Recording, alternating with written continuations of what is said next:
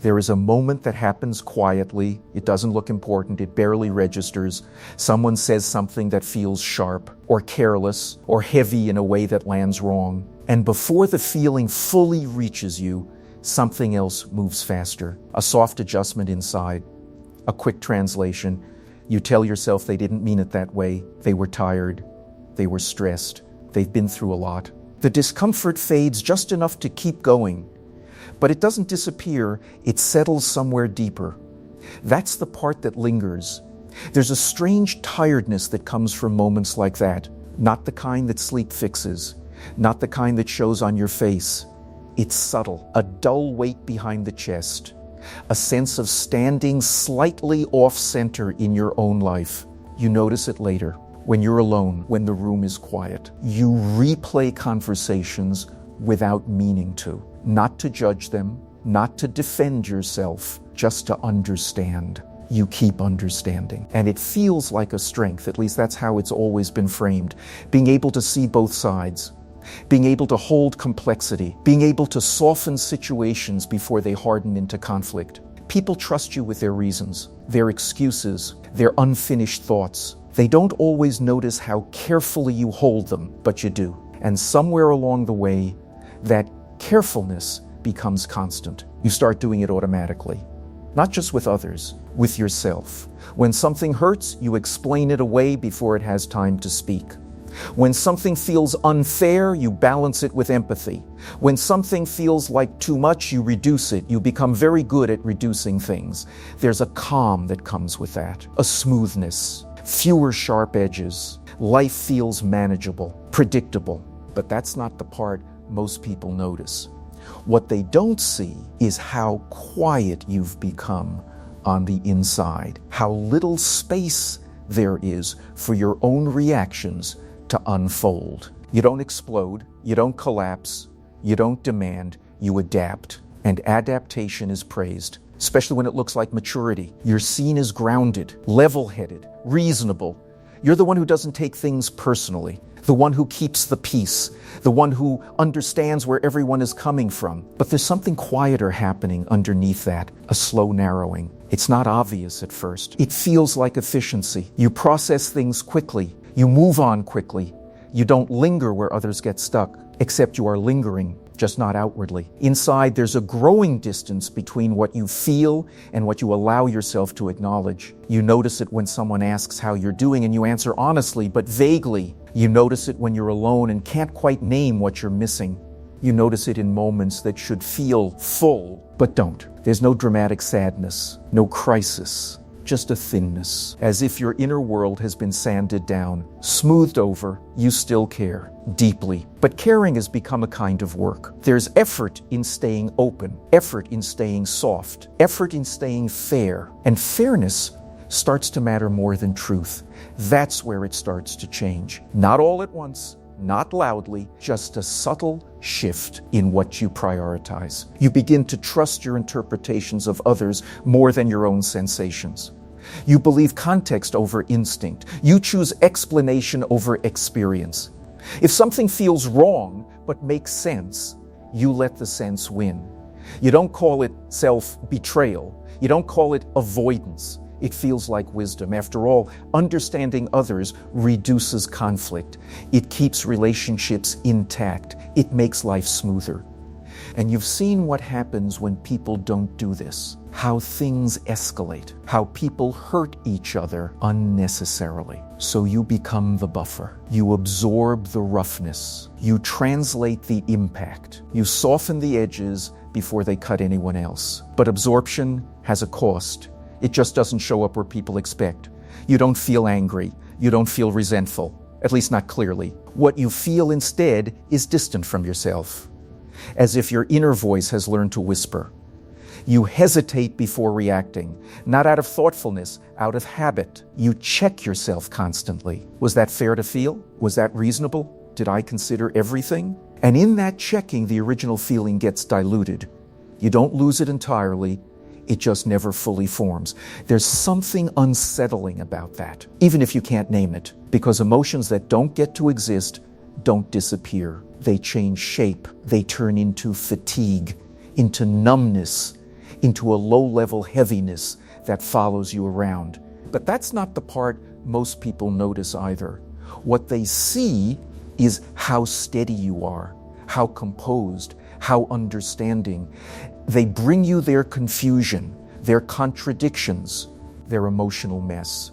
You listen, you hold it, you make sense of it, and it feels meaningful. There's connection there, intimacy even. But something is missing from those moments, something subtle. They are known, but you are not fully. Because being known requires friction, it requires edges, it requires moments where your inner world doesn't immediately adjust to fit someone else's. And those moments rarely happen anymore. You're too quick to understand. That's the hidden part. Understanding becomes a reflex, not a choice. And reflexes don't ask permission. They happen before awareness. By the time you realize you're doing it, it's already done. The feeling has been reframed, the moment has passed, you move on. But something stays behind. A sense that you were there, but not entirely present. That's when the quiet questions start. Not loud enough to demand answers, just soft enough to repeat. Why do I feel tired after conversations that go well? Why do I feel unseen even when I'm appreciated?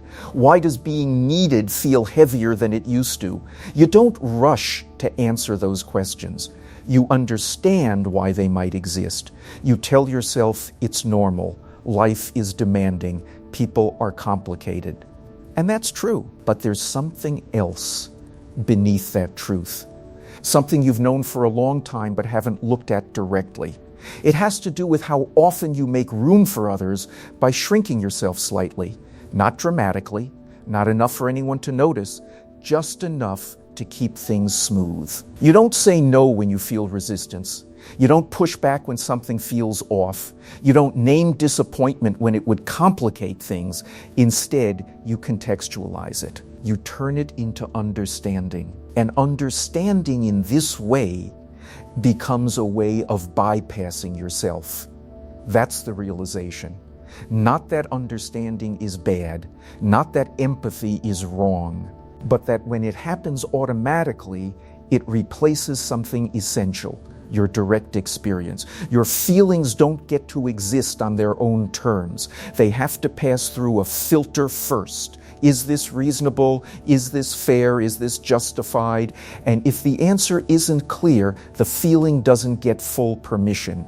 Over time, that permission gap grows. You start trusting your explanations more than your inner signals. You start valuing harmony over honesty. Not honesty with others. Honesty with yourself. You don't lie, you just omit. You omit the parts that would disrupt the balance you've learned to maintain. And maintaining that balance takes energy, more than you realize. It's why rest doesn't always restore you. It's why solitude sometimes feels flat instead of nourishing, because the exhaustion isn't from doing too much. It's from constantly moderating your own inner world, holding it back, keeping it quiet. There's grief in that. A soft one, not about something specific that happened, but about something that didn't. Moments where you might have spoken and didn't. Feelings that might have deepened, but were softened too quickly. You didn't choose this consciously. It developed slowly. It was rewarded. It was reinforced. Understanding others kept you safe. It kept connections intact. It made you valuable. But it also taught you that your unfiltered reactions were less important than maintaining equilibrium. And so you learn to stand slightly outside yourself, observing, interpreting. Even in your own life, that distance is the cost. Not dramatic, not obvious, just enough to feel like something is missing. You may notice it when someone asks what you want and you hesitate. When you're given space and don't know what to do with it. When you feel strangely empty after being deeply involved in someone else's emotional world. It's not because you gave too much. It's because you weren't fully there when you gave. Your presence was divided, one part listening outward, another part managing inward. Always understanding. And understanding, when it's constant, becomes a kind of self-erasure. Not complete, not intentional, just quiet. There's no instruction here, no correction, just awareness. The kind that settles rather than pushes. You don't need to stop understanding others. That was never the problem. The shift happens when you notice what gets lost, when understanding comes before feeling, when explanation arrives before experience. It's subtle, but once noticed, it changes how moments land. You begin to sense the pause, that fraction of a second where you usually translate instead of feel. And in that pause, there's space, not to fix anything, not to act differently right away, just to let something exist without being immediately understood. That's enough for now. The cost was hidden because it was quiet, because it looked like strength. Seeing it doesn't undo it, but it softens the distance. And sometimes that's all that's needed.